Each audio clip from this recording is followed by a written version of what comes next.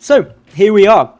Game number 3 of this best of 3. The ace match, the fun match. Hey, that's a lie. All the matches are fun. The tense match. That's a better one. Spawning down in the bottom right-hand position of King Sejong Station. Representing alternate, we have got the Red Zerg player, Lambo. And his opponent, up to the top left, losing game 1, bringing it back in map number 2. Representing Mouse Sports, it's HasuObs. So, both of these two, they've had a win. Both of these two now, one win away from advancing into the finals. And that's where you want to be, because this is cup number 2 of multiple cups, which get these players points. Those points are very important. End of the league, end up getting a lot more prizes the higher you rank, so consistency really is key. On the other side of the bracket, Patience is going to be facing off against either Goody or Hanfi. I don't know the result of that quarterfinal yet. But obviously the winner of that will face off Patience, and the winner of that will face off against the winner of this. May be able to get in the next semi-final afterwards. Hopefully we'll be able to. Anyway, HasuObs tried to go for the pro block of that hatchery. Can't though. Hatch came down too quick, and there was a hatch first out of Lambo. So a very brave play there. Looks like it's going to be Nexus first out of HasuObs. Pylon in the back, and indeed Nexus now thrown down. Be interesting to see if it's hatch pull that comes out from Lambo. No, it won't. That could be because the probe's over here, actually. Could be because the Overlord hasn't yet seen, and so the fear of a cannon rush remains strong. Well, that's pretty cool. Anyway, as this all stands, spawning pool, obviously going to just allow some queen production. Third base needs to get up probably in the next minute, ideally for Lambo. That's going to be pretty essential for him if he wants to keep a level footing on the economy. And sending that drone down there now can actually take it very, very quick. This should get up if he makes it before the probe gets there. Yeah, before the 3-minute 30 mark. That's insane. Does anyone remember, and I've been very reminiscent of days gone by and years gone by. Does anyone else remember the early days of StarCraft 2 where if a Zerg player took, say, a third base at 4 minutes 20, that was like, ooh, that's early. What are you doing, Mr. Zerg? Whereas now it's like 3 minutes 25. Hell yeah.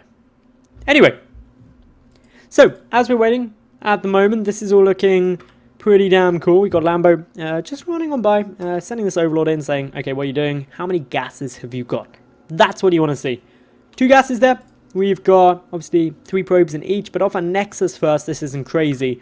Potentially, though, could be the same build as last game. Could be an 8 gig. This is an identical opening so far for HasuObs.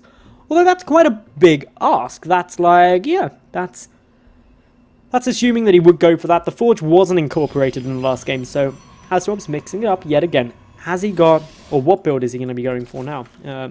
Chuck your predictions in Twitch chat. I know there's a 2-minute delay, but just do it anyway. Have fun with each other.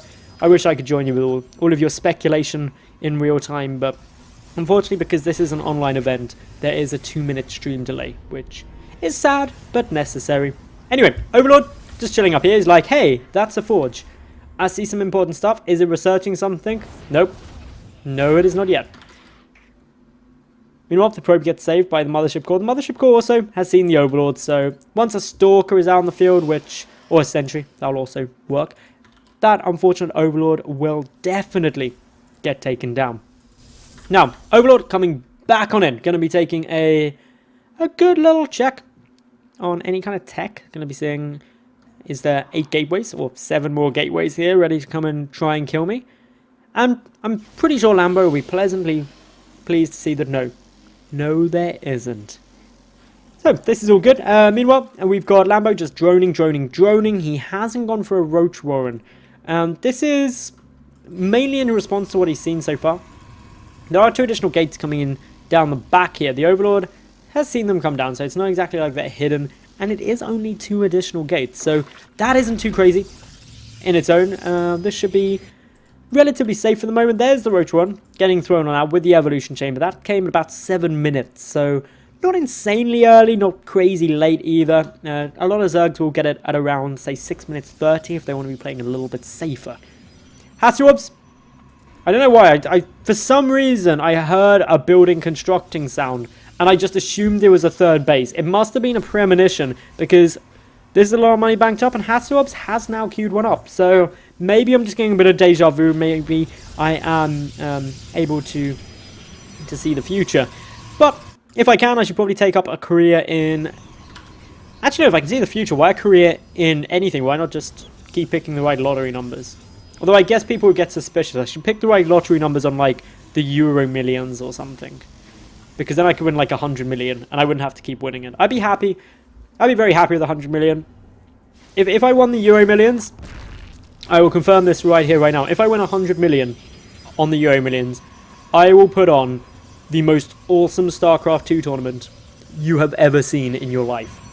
There will be lasers and fireworks and things like that, and all the best players. There'll be a massive party. It'll be cool.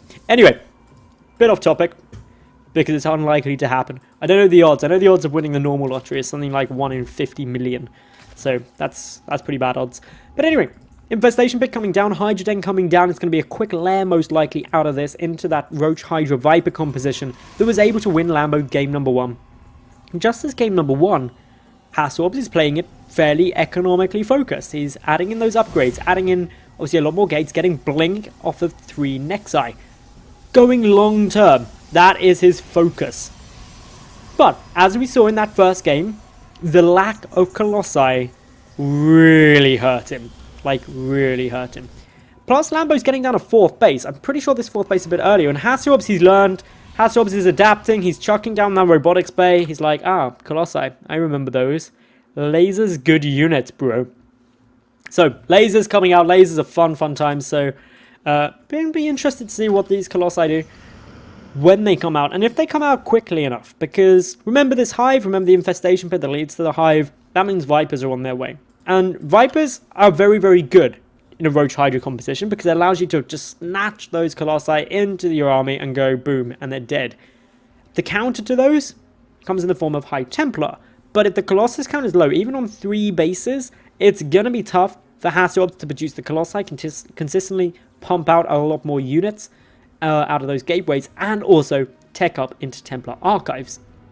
That means there won't be feedbacks, and the Vipers pretty much then only have to worry about getting blinked under by stalkers or something, but that into itself is a bit dangerous. It can certainly lead to death of those stalkers because suddenly they're in the Roaches and Hydras, and Roaches and Hydras deal very well with all that sort of thing. Anyway, as we've got now a couple more of these Lings coming from the side. There's a good number of sentries though, so Force Field's just being baited at the moment by the alternate Zerg. Waiting to see what HasuObs decides to do here. Photon Overcharge, wants to keep it safe. He knows he's in a bit of a dangerous spot. The first Colossus is now out on the field. We can see him here, just wandering through. I love this big zoomed out camera, by the way. It is amazing. Anyway, still waiting to see when this engagement comes through. HasuObs really wants Lambo to move in because then he can force field. 3 force fields come down for a couple of units. This is lowering the sentry energy, reducing the number of total force fields available, and all the while, Lambo buying himself more time in order to jump out with these Vipers. They're busy consuming up all of these hatcheries, getting a little more energy coming through here in order to get those abducts. And HasuObs, his star sense is obviously tingling, and he knows the timings of these sort of things. There will be, without a doubt, Vipers here. He may have actually even seen some with this observer. Tries to grab that Templar Archives. It's still, though, 13 seconds away. Then the High Templar have to come out. This is going to be a very, very close call in terms of the timings. The Viper's coming through. There's 2 Colossi, but in now comes Lambo. He's moving forward. He takes out Sentry, but going to get a lot of force fields out there. This army backing away. Of course, we've got more Warpins. That means that only 2 High Templar come through. The Warpins and the feedbacks have to be so good. The High Templar are very far forward. The Vipers see it, though. They back out. 1 High Templar down, 2 High Templar down. And this means that the Abducts are free to start coming through. Those Colossi, yoink, in they come. They're going to have to get yoinked again, though, if they want to come through. Indeed, they are. 1 Colossus falls, 2nd Colossus falls. This is looking good for Lambo. His army, sure, it's starting to get taken out, but he's now killed 2 of those Colossi. A 3rd one about to pop out, but with only Blinkstalkers there, which now get blinding clouded, This is lovely use of these Vipers. The control is brilliant from Lambo here. HasuObs taking a lot of damage. This Viper ready to move in again. Gets another abduct. Bye-bye, Colossus. And that means no splash damage. Only units in the production tab right now for Lambo. He takes out that Forge. He's about to have the 2-1 upgrade, leveling out to the 2-0 of HasuObs. The probes are dying. Units are dying. The Cyber Core goes down. That means no more Stalkers, no more Sentries. This is starting to really, really hurt for HasuObs, who's blinking like mad. I feel he should be able to stop this force. And he will be able to. But what about the reinforcements? There are so many coming through here. And as long as Lambo doesn't give his opponent time, unfortunately for HasuObs, this is looking to be a very scary situation for him. He has to win this game to stay in tonight's bracket, to advance forward into that finals. But it's looking like Lambo is going to be able to do that. HasuObs staying up on the high ground, staying in a safe spot. There is a High Templar, but no Storm there, so that's only able to feed back Vipers if they come in. One Colossus is going to be trying to sneak up onto the high ground. Where is that Viper? It's coming back with the rest of the army. But a single Colossus doesn't do too much. The Nexus at the natural base will now fall, and that means that HasuObs has got a very hurt economy. His main base is mined out pretty much. There's the Abductor. Colossus right in the center. Down it falls. GG Grats. Lambo 2-1 in this best of 3 semi-final will advance forward into the final of tonight's cup of the ESL Pro Series.